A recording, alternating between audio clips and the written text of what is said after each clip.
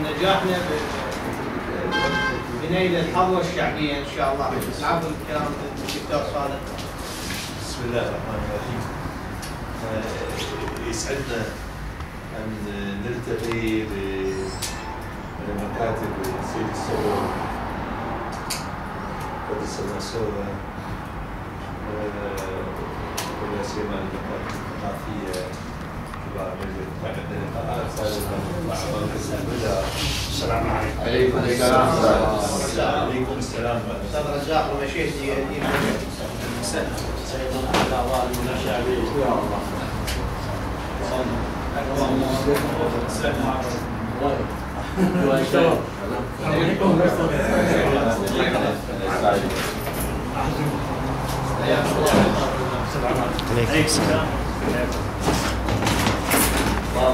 جزاكم الله خير.